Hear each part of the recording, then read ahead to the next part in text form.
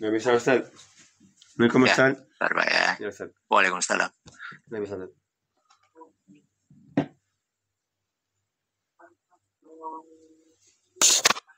Nggak bisa dimulai Ustaz. Oke, baik.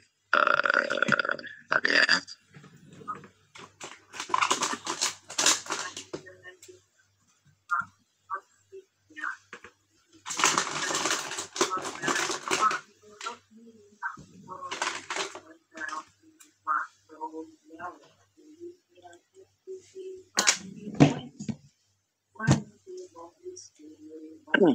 Bismillahirrahmanirrahim.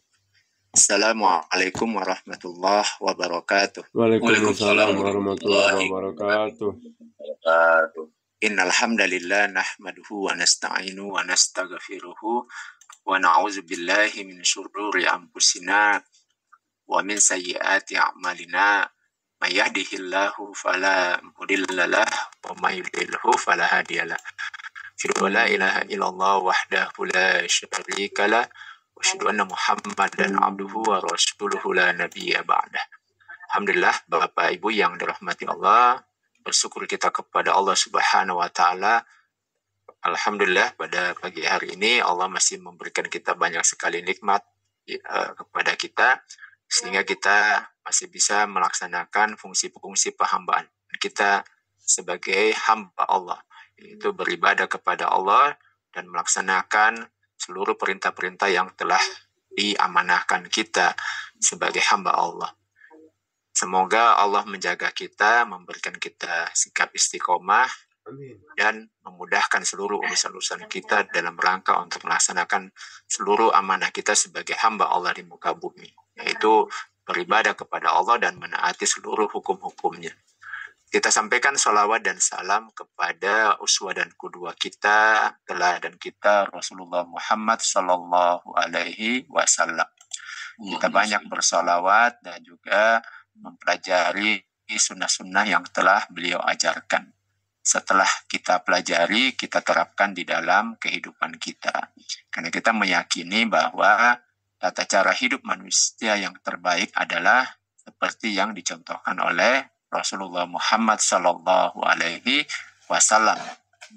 Kenapa seperti itu? Karena dalam pembahasan akidah,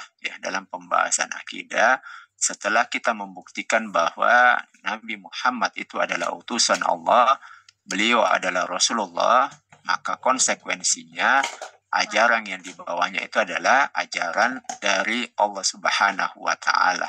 Beliau menyampaikan risalah, beliau menyampaikan ajaran hidup, tata cara hidup dari Allah Subhanahu wa taala, pencipta manusia. Konsekuensinya maka kita harus membenarkan apa yang dibawa oleh Rasulullah, termasuk di dalamnya tentu saja menerapkannya di dalam kehidupan kita. Masih lanjutan dalam pembahasan tentang permodalan syariah yang sudah kita bahas pada pekan yang lalu, ya, pada hari Jumat, maka kita melanjutkan tentang studi kasus tentang beberapa pendapat yang menghalalkan bunga bank, ya. Kita sudah bahas di akhir pembahasan kita bahwa dalam mendapatkan modal, suatu usaha itu bisa mendapatkan pinjaman, ya, dan pinjaman itu di dalamnya ada aturan-aturan sehingga kemudian tidak menghasilkan riba. Nah, tetapi di masyarakat tetap juga ada pendapat yang kemudian menghalalkan bunga bank. Nah, ini mungkin kita akan coba bahas dan kita bedah tentang pendapat-pendapat tersebut, ya. Nah, ada beberapa pendapat yang kemudian muncul di tengah masyarakat, ya. Yang pertama bahwa bunga bank yang haram itu hanyalah bunga yang konsumtif, ya. Nah, kalau bunganya itu dipakai untuk kegiatan produktif, maka tidaklah haram, ya. Kenapa? Karena kalau bunganya untuk konsumtif, maka bunga itu habis dipakai untuk kehidupan sehari-hari, ya, untuk belanja-belanja. Sementara kalau dipakai untuk produktif, itu dipakai untuk menghasilkan uang kembali, ya, dipakai untuk usaha, dipakai untuk memutar modal dan seterusnya. Intinya untuk menghasilkan pendapatan kembali. Nah, benarkah pendapat yang menyatakan bahwa bunga bank yang haram itu hanyalah bunga yang konsumtif, ya? Nah, tentu saja pendapat seperti ini itu adalah pendapat yang salah. Kenapa? Karena telah membuat pengecualian haramnya riba hanya berdasarkan dalil akal, ya, bukan berdasarkan dalil syar'i atau berasal dari wahyu. Jadi dalam ilmu usul fikih, ya, dikenal memang ada yang disebut dengan takhsis, ya, takhsis atau pengkhususan, ya. Jadi pengkhususan itu hanya boleh kalau dalil juga yang memberikan pengkhususannya, ya. Kita tahu bahwa kenapa kita menghalalkan dan mengharamkan sesuatu itu ada sandaran dalilnya, ya, ada sandaran dalilnya. Oleh karena itu ketika mau membuat pengkhususan dari apa yang dihalalkan atau diharamkan, maka juga harus ada dalil yang mengkhususkannya, ya. Jadi misalnya, ya, kalau kita sekolah itu kan ada aturan bahwa semua siswa harus masuk misalnya jam 7 pagi. Nah, itu merupakan aturan umum. Nah, bolehkah siswa itu datang terlambat? Misalnya ternyata datangnya jam 10, ya. Maka sekolah akan mengeluarkan aturan-aturan pengkhususan, ya.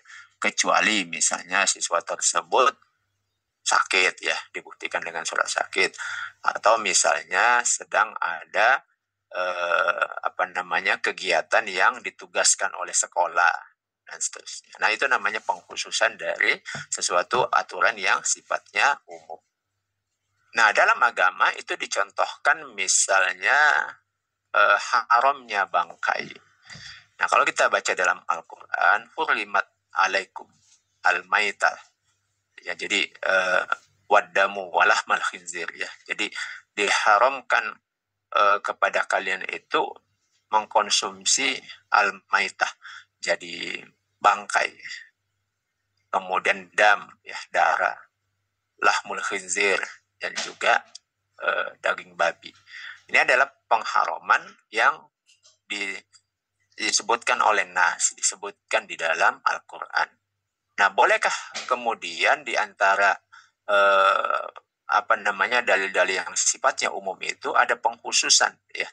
Nah, ternyata kemudian di dalam hadis dijelaskan tentang mana saja bangkai yang kemudian diperbolehkan, ya. Perbolehkan. Apa itu bangkai? Mayit itu adalah binatang yang tidak disembelih, ya. Nah, kemudian di dalam hadis itu dijelaskan bahwa ada dua bangkai yang kemudian diperbolehkan. Jadi tidak perlu disembelih, ataupun kalau kita dapati dalam keadaan sudah mati itu boleh dikonsumsi. Nah, apa itu? Ikan dan belalang, ya. Jadi ikan itu di dalam hadis al-ma'u tahurun. Jadi air itu suci, ya. La yunajjisulahu, dan tidak ada yang membuatnya jadi bernajis. Dan juga binatang yang kemudian hidup di dalamnya, yang memang itu adalah binatang air, itu adalah halal, ya. Sehingga ikan-ikan dan sejenisnya, meskipun kita dapati tidak dalam keadaan hidup, ya, sudah mati, maka itu juga halal dikonsumsi dan tidak perlu disembelih. Bikin repot, ya kan, apalagi kalau ikannya banyak. Nah, itu pengecualian, ya, pengecualian tentang bangkai, ya. Nah, itu adalah pengecualian dari dalil umum tentang haramnya memakan bangkai. Nah, sekarang dalil keharaman riba itu bersifat umum. Wa halallahu al-bai'a wa harrama riba, ya. Jadi Allah telah menghalalkan jual beli dan mengharamkan riba. jelas sekali disebutkan di dalam surah Al-Baqarah ayat 275. Nah, untuk membuat pengkhususan dari dalil umum ini, ya, jadi harama riba dan mengharamkan riba itu kan dalil yang umum. Jadi semua riba itu diharamkan oleh Allah Subhanahu wa taala. Maka kalau ada bagian daripada riba itu yang dianggap halal, maka harus ada dalilnya, ya. Jadi lafaz riba itu adalah lafaz yang sifatnya umum, mencakup segala bentuk riba. Ya, jadi baik ribanya itu untuk kebutuhan konsumtif maupun untuk kebutuhan produktif. Nah, apa itu konsumtif? Kita samakan dulu persepsi. Jadi disebut konsumtif itu dia menggunakan riba untuk keperluan konsumsi, ya. Jadi dipakai, ya. Sementara untuk produktif itu maksudnya untuk mendapatkan modal dalam usaha. Jadi kalau konsumtif itu dipakai habis, kalau produktif dipinjam untuk kemudian jadikan modal untuk menghasilkan uang kembali, ya. Jadi bisa diputar, itu namanya untuk kebutuhan produktif. Jadi dia pinjam uang itu di bank untuk bikin usaha, ya. Itu disebut untuk produktif. Kalau konsumtif itu untuk dimakan, ya, itu dikonsumsi. Nah, di sini dijelaskan bahwa riba itu adalah lafaz yang sifatnya umum, baik mencakup untuk kebutuhan konsumtif maupun yang produktif. Jadi kaidah usul fikih itu menyebutkan bahwa dalilul am ya baqa ala umumihi malam yarid dalilu takhsis. Jadi dalil-dalil yang sifatnya umum itu tetap dalam keumumannya, ya, selama tidak ada dalil yang mentakhsis, ya, dalil yang mengkhususkan, mengecualikan keumumannya, ya. Sehingga ya kita harus tetap berpedoman bahwa riba itu adalah haram secara umum, ya, karena tidak ditemukan dalil yang mengkhususkannya. Jadi tetap umum, ya, baik yang konsumtif maupun yang produktif itu tetap sesuatu yang diharamkan oleh Allah Subhanahu wa taala dan tidak boleh dilakukan. Nah, itu yang pertama, ya, membantah pendapat yang mengatakan bahwa riba itu boleh kalau untuk tujuan produktif, ya. Yang haram itu kalau tujuannya konsumtif. Sering kita dengar di tengah masyarakat. Kemudian yang kedua. Jadi ada juga pendapat yang mengatakan bunga bank haram itu hanya bunga bank yang berlipat ganda. Nah, dalilnya adalah pakai dalil nih pendapat ini. Yaitu di dalam Al-Quran surah Al-Imran ayat 130. Ya ayyuhallazina amanu la ta'kulu riba adha'afan mudha'afah, ya. Jadi hai orang-orang beriman, janganlah kamu memakan riba yang berlipat ganda. Jadi menurut mereka yang dilarang itu adalah yang berlipat ganda. Adha'afan mudha'afah, ya. Nah, bagaimana menjawab pendapat ini? Yang pertama, bahwa pendapat ini tidak benar, ya. Karena mengambil mafhum mukhalafah secara tidak sah dalam usul fikih. Jadi dalam ilmu usul fikih itu ada namanya mafhum, ya, mafhum. Ya, kita tahu kan Al-Quran itu disebut disebutkan bahwa Al-Quran itu tibyanan likulli syai', ya. Al-Quran itu menjelaskan segala sesuatu. Nah, tetapi kalau kita lihat Al-Quran, itu kan tebalnya ya segitu aja, ya, 114 surah. Bagaimana menjelaskan segala sesuatu? Ya, maka ulama itu kemudian merumuskan ilmu usul fikih, ya. Dan ilmu usul fikih itu juga diambil dari Al-Quran itu sendiri, ya, pemahaman-pemahaman dengan menggunakan kaidah-kaidah bahasa Arab.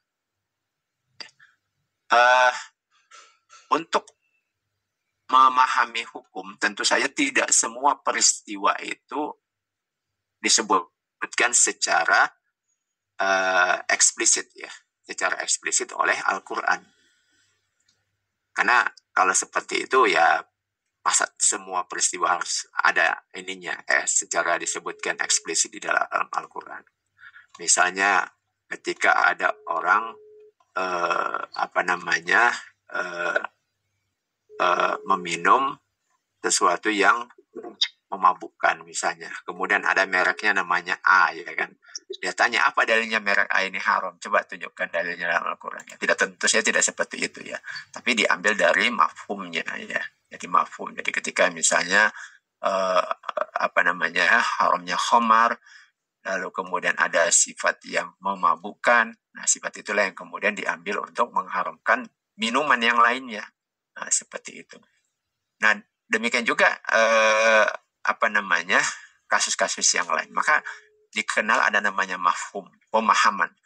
Ada pemahaman yang sifatnya itu setara atau diperluas, namanya muwafaqah, dan juga ada mafhum yang sebaliknya atau mukhalafah. Ya. Jadi mafhum muwafaqah itu yang setara atau diperluas itu misalnya begini ya. Di dalam Al-Quran itu ada dalil tentang wala taqul lahuma uffin ya. Jadi janganlah kalian berkata uff kepada kedua orang tua.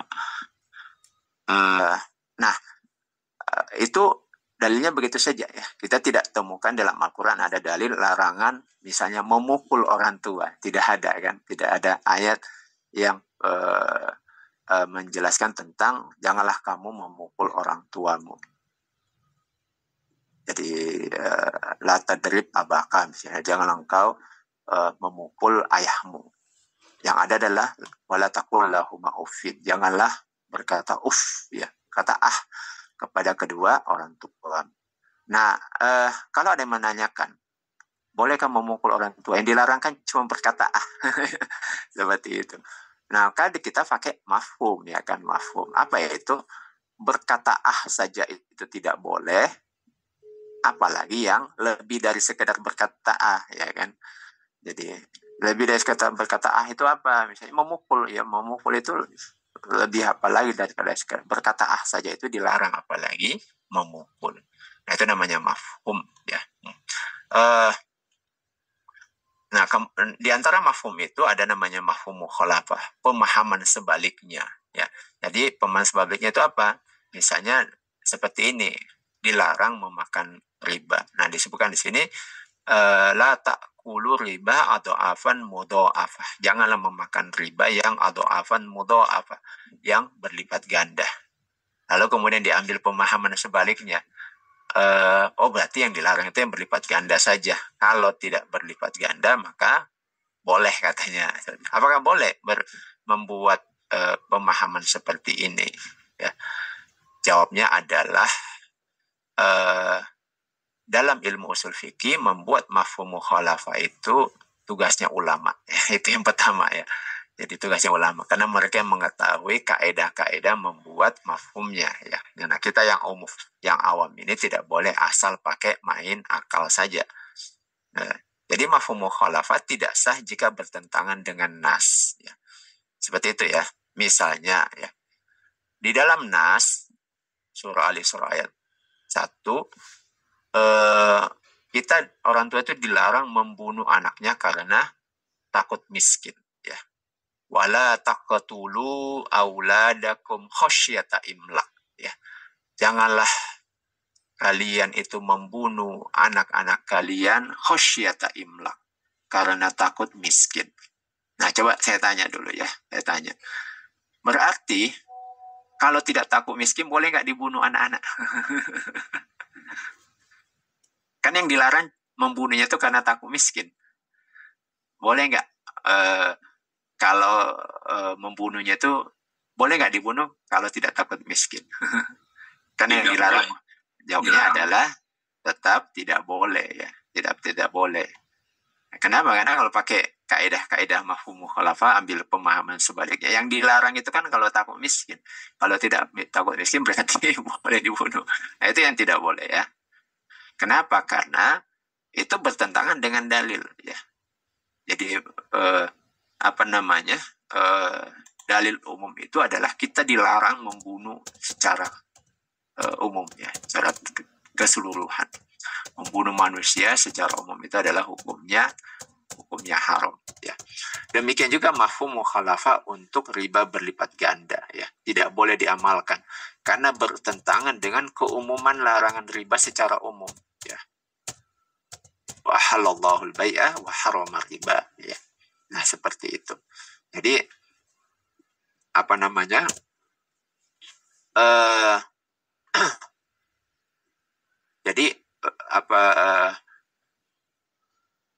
antara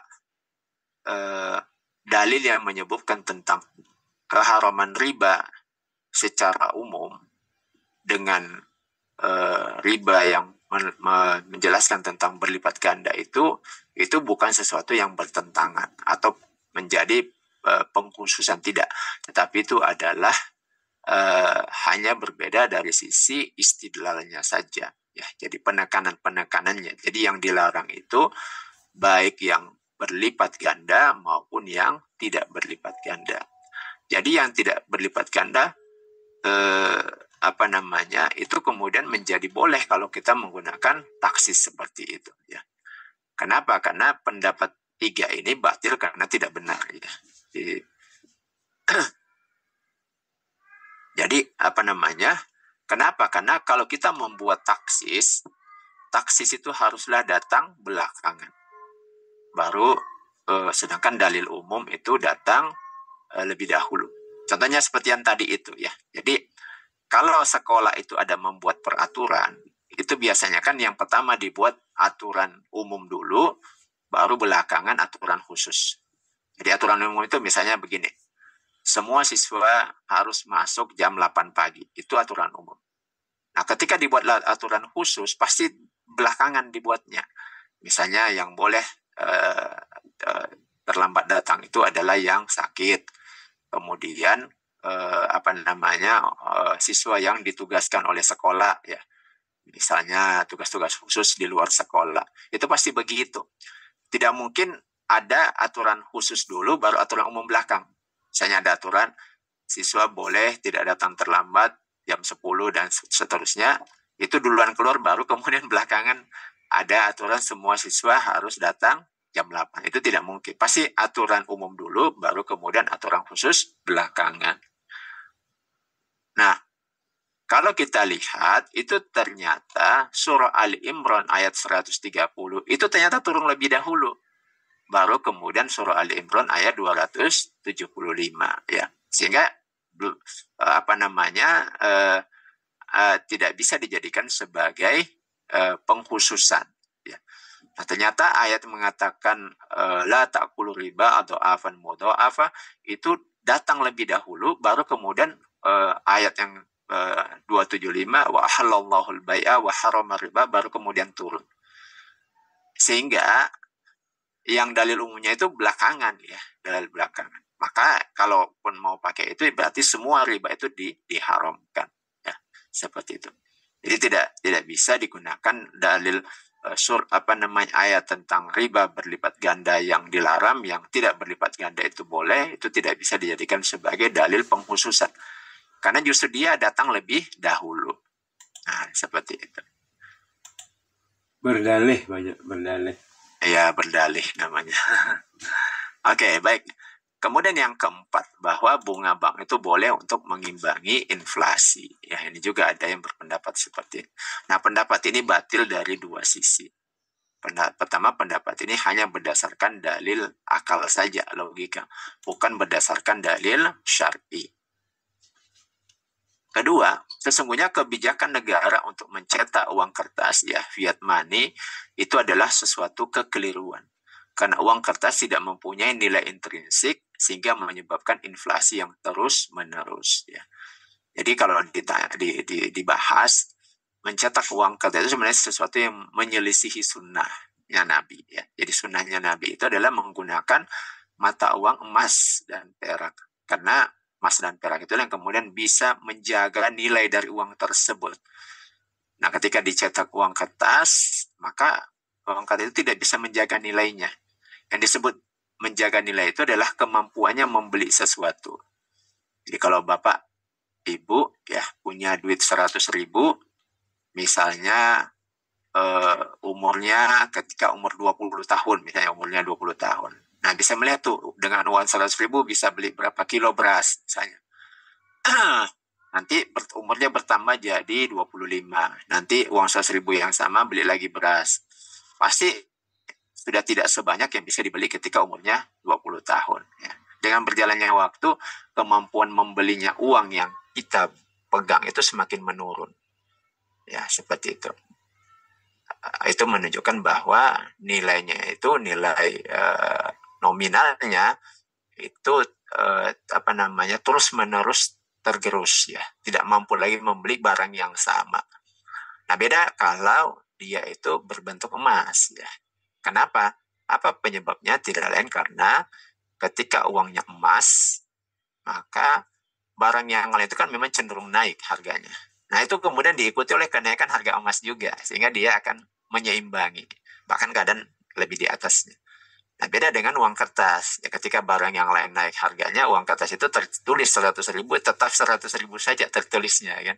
Tidak berubah. Nah, seperti itu. Yang menyebabkan inflasi yang terus berlanjut. Nah, sehingga seharusnya yang dicetak itu adalah uang yang berbasis logam mulia, dinar dan dirham yang anti inflasi. Dicontohkan di sini misalnya, pada masa Nabi harga satu ekor kambing itu adalah 1 dinar, sekarang masih 1 dinar. Jadi membolehkan riba untuk mengimbangi inflasi akibat uang kertas itu adalah mengoreksi kesalahan dengan membuat kesalahan yang baru. Ya, mengatasi masalah dengan masalah. Seperti halnya membersihkan kotoran najis pada baju dengan menggunakan najis juga ya. Seharusnya membersihkan kotoran itu mestinya menggunakan air mutlak yang suci, bukan menggunakan darah yang najis. Nah, itu aja ya, mungkin ya. Kita diskusi saja ya, Bapak Ibu. Setelah ini, silahkan kalau ada yang mau didiskusikan, berhubung waktu masih ada sekitar 15-20 menit ya. Ini sebenarnya ada juga ya yang mengatakan bunganya boleh kalau miliknya negara. Nah, saya rasa mungkin ini tidak usah kita bahaskan untuk diskusi saja ya. Silakan Bapak Ibu, kalau ada yang mau didiskusikan, kita ada waktu sekitar 15-20 menit. Ya. Tafadhol, ya, silakan. Ya, silakan Bapak, langsung aja kita buka ya. Lebih kurang 25 menit kita buka tanya jawab. Silakan yang mau bertanya. Langsung saja. Ini bahan sudah saya share bahannya, tinggal dibuka aja tuh bahannya, sudah saya share.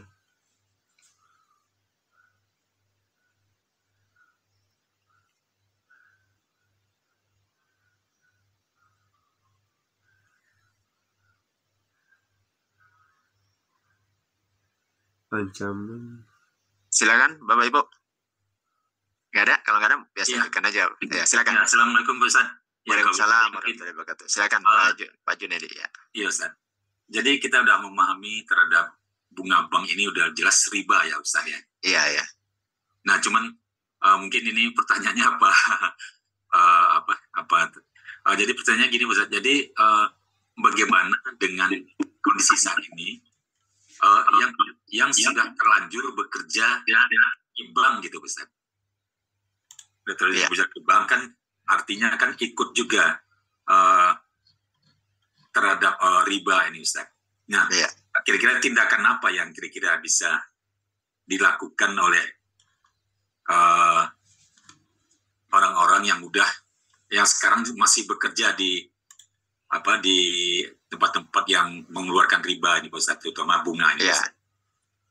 Oke, baik.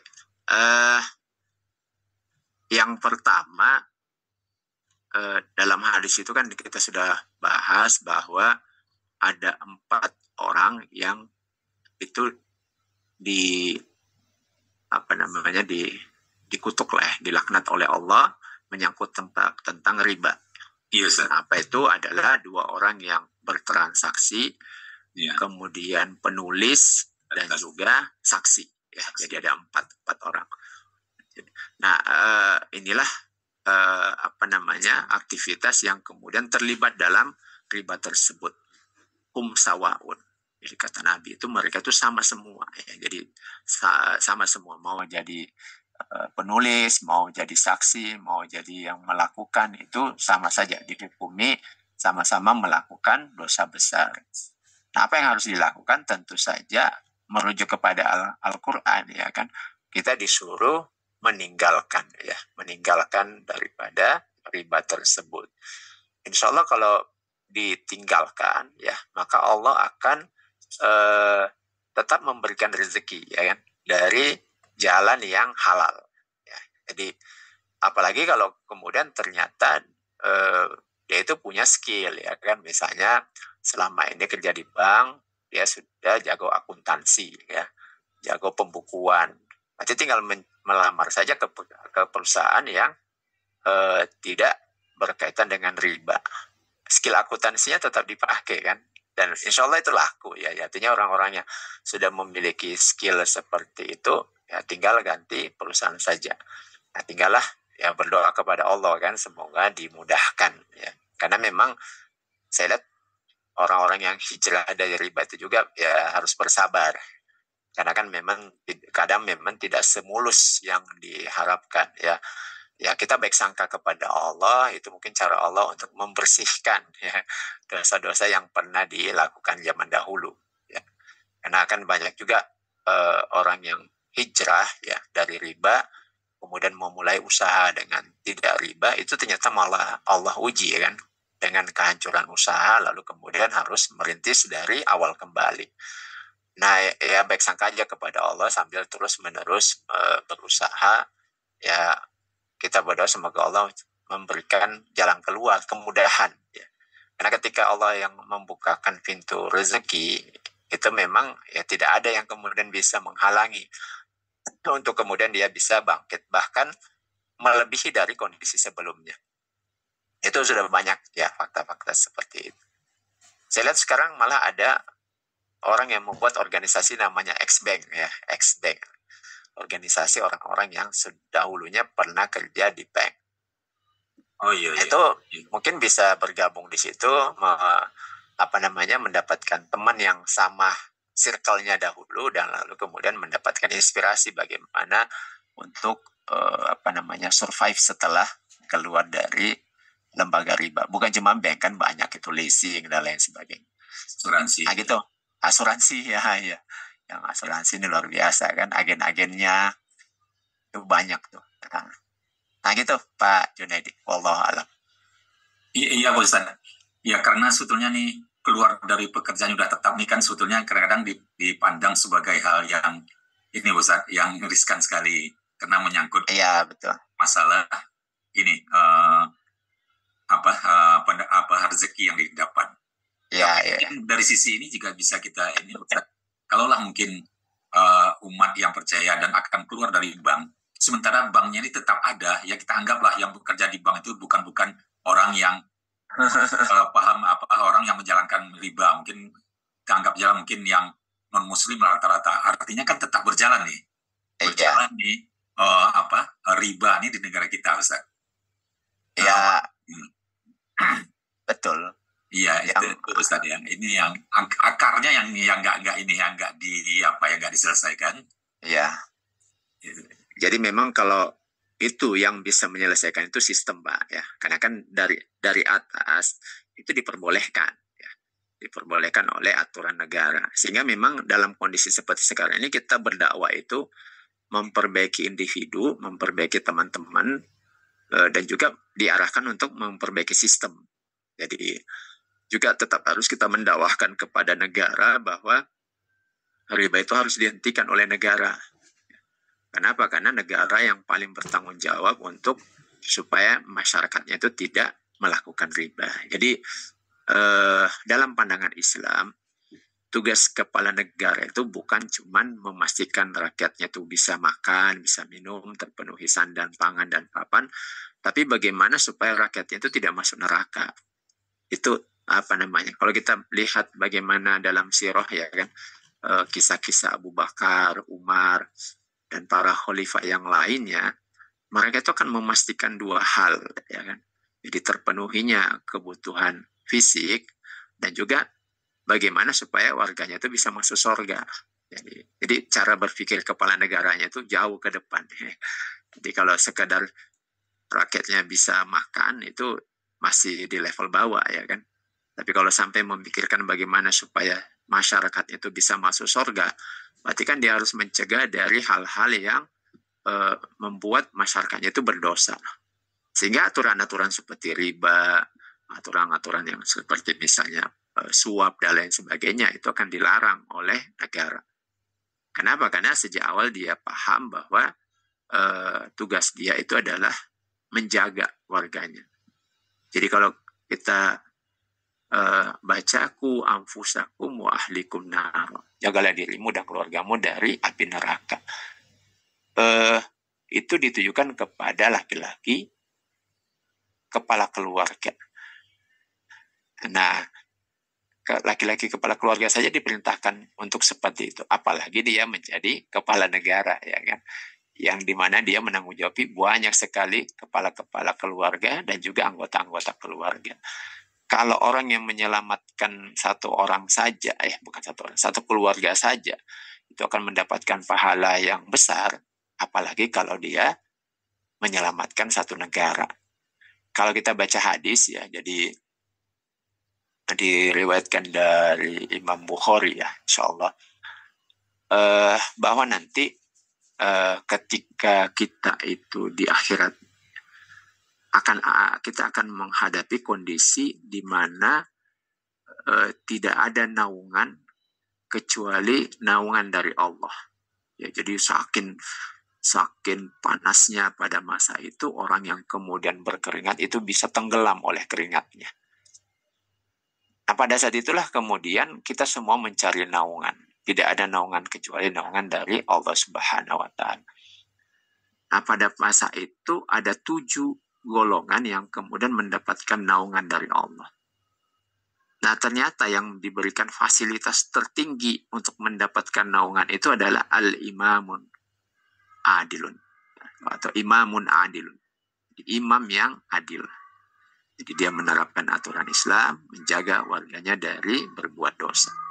Termasuklah nanti akan di situ adalah anak-anak muda yang hatinya cenderung ke masjid dan seterusnya ya, seperti itu. Ya, jadi memang pemimpin yang menjaga warganya itu diberikan fasilitas oleh Allah di level tertinggi. Karena apa? Karena juga untuk melakukan itu juga butuh effort yang tinggi, yang tidak mudah. Nah, jadi dia harus bekerja keras untuk meraih prestasi tersebut. Nah, seperti itu Pak ya. Allah. Ustaz. Ya, silakan. Oke, silakan. Ada lagi yang lain? Assalamualaikum Ustaz. Waalaikumsalam warahmatullahi wabarakatuh. Ya, silakan Pak Rinaldi ya. Ya, silakan Pak Rinaldi. Saya nggak bertanya Ustaz, cuma saya pernah baca buku. Ya. Mengapa setelah Ali Imran 130 turun lagi Al-Baqarah. Ya. Jadi ternyata Ali Imran itu kasusnya karena itu riba jahiliyah Ustaz. Ya, riba jahiliyah. Nah, sedangkan Al-Baqarah itu riba nasiyah. Ya. Ya, dominan. Okay. Sebenarnya di kitab lain pun bahwa yang dimaksud Al-Baqarah 275 itu adalah riba ganda juga Ustaz. Iya, betul. Nah, cuma tidak diulang lagi supaya jangan tidak terulang dengan yang di Ali Imran 130. Iya, betul. Ya, jadi kan ayat itu diturunkan bukan sia-sia Ustaz ya. Betul. Cuma kita perlu belajar tafsirnya buku-buku kitab lain. Itu aja sih pendapat saya, mungkin salah. Iya, oke, baik. Terima kasih Pak Rinaldi. Nah, itu ya, oke, baik. Itu tambahan ya untuk wawasan bagi kita bahwa sebenarnya dua ayat itu tidak saling mengkhususkan ya. Jadi sama-sama menjelaskan tentang keharuman riba. Bahkan Ali Imran 130 yang tentang larangan riba yang berlipat ganda itu duluan yang turun ya. Sementara riba yang menjelaskan tentang riba secara umum itu belakangan ya. Nah, apa hikmahnya? Hikmahnya salah satunya bahwa sesungguhnya ya secara keseluruhan riba itu diharamkan oleh Allah gitu. Jadi tidak ada yang dikhususkan. Lagi pula kalau kita mau bertanya ya, definisi yang riba sedikit itu apa gitu ya. Kenapa? Karena dalam perhitungannya bank ada yang disebut dengan bunga majemuk ya kan. Jadi kalau misalnya 1%, nah itu nanti juga tetap akan besar ya, karena kalau misalnya 1% daripada 1.000 ya, 1% dari 100 saja, anggap aja 1 ya, 1% dari 1.000 berarti 10 ya. Maka dia utangnya bertambah menjadi 1.010. Nah nanti 1.010 itu 1% dari 1.010 lagi ya kan. Berarti naik lagi ya, terus menerus berlipat. Akhirnya nanti yang bunga yang kelihatannya kecil ketika sudah faktor kalinya sudah berulang itu nanti akan jadi banyak juga. Nah, sehingga sebenarnya kalau dikatakan kalau bunganya kecil itu juga sesuatu yang nanti akan jadi relatif dan akan jadi besar juga. Nah, seperti itu. Nah begitu memahaminya secara umum ya Bapak Ibu. Intinya riba secara umum itu dilarang oleh Allah Subhanahu wa taala dan tidak hanya dikhususkan pada yang berlipat ganda. Seperti itu. Oke, baik Bapak Ibu yang dirahmati Allah ya. Kalau nggak ada lagi mungkin kita cukupkan dulu ya 629 ya. Untuk kajian kita pada pagi hari ini sebenarnya ada tambahannya ya. Ada yang membolehkan jika banknya adalah milik negara. Nah, ini sebenarnya juga sama juga ya, pendapat yang batil juga ya, karena hanya mendasarkan pada dalil akal. Jadi tidak ada dalil syar'i yang menyatakan bahwa ribanya boleh itu kalau diberikan oleh negara kepada rakyatnya. Justru negara lah yang harus mencegah rakyatnya untuk melakukan aktivitas riba ya, seperti itu. Betul juga Ustaz. Ya. Seumpamanya begini Ustaz, ada orang yang meminjamkan uang sama kita, minjam uang teman kita. Cukuplah untuk permodalan Pak Ustaz sampai 500 juta dalam jangka setahun, selama 2 tahun Ustaz. Dalam 2 tahun di selahnya itu Ustaz, sebelum dia membayar hutangnya, kan hasilnya dari usahanya tadi bangkit Ustaz. Pesat berkembang adalah uang si peminjam tadi, tapi belum cukup untuk bayar hutangnya dan belum cukup waktunya Ustaz. Dari di salah itu dia sering memberi hadiah Ustaz, begitu. Apakah itu termasuk riba Ustaz gitu? Karena bersyukurnya dia banyak, ya sudah lumayan lah usahanya Ustaz gitu. Iya. Demikian Ustaz. Ya, kalau dia meminjam uang ya kan, sudah kita bahas di pekan yang lalu, kalau sebelumnya tidak pernah saling memberikan hadiah, maka itu hukumnya adalah riba ya. Makanya memang dilihat ininya Pak ya, kebiasaan sebelumnya. Jadi itu kan dalam hadis sudah kita bahas. Kena ya. Bahwa janganlah, itu kan Nabi melarang, janganlah dia menaiki tunggangan, janganlah menerima hadiah kecuali sebelumnya itu sudah terbiasa di antara mereka. Nah, berarti untuk menghukuminya lihat kebiasaannya Pak, dan mereka yang tahu kan. Jadi tidak boleh diakal-akali juga ya kan. Karena Allah pasti mengetahui. Karena senangnya si seorang itu kan, lahir anaknya dibelikan emas sama anaknya, entah cincinnya gitu kan itu terkadang yang bisa harus kita pahami Pak. Iya betul ya. Jadi lebih bagus itu dipakai untuk nyicil utangnya Pak. Ya. Oke Pak ya. Ya.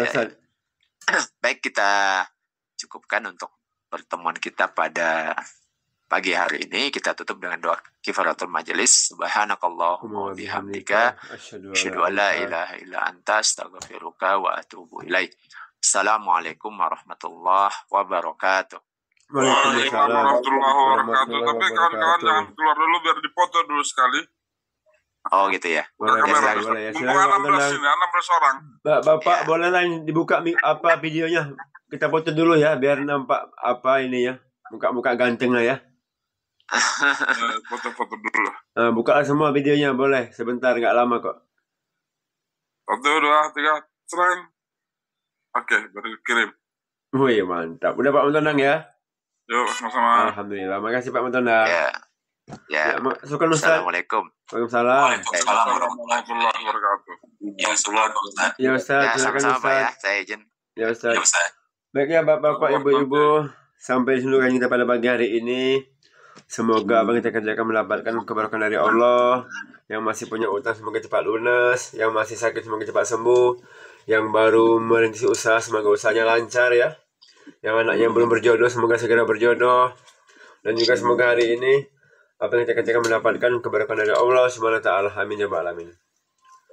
Kembali saya ingatkan ya, yang mau bayar uang tabarruah sudah bisa ya.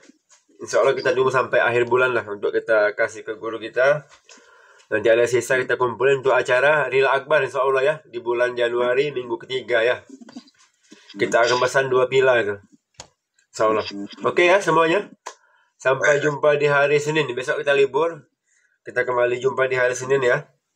Insya Allah ya. Oke, dari Malaysia semangat, dari Palembang, dari mana? Dari semualah, dari Medan. Semangat kita ya. Insyaallah. Oke.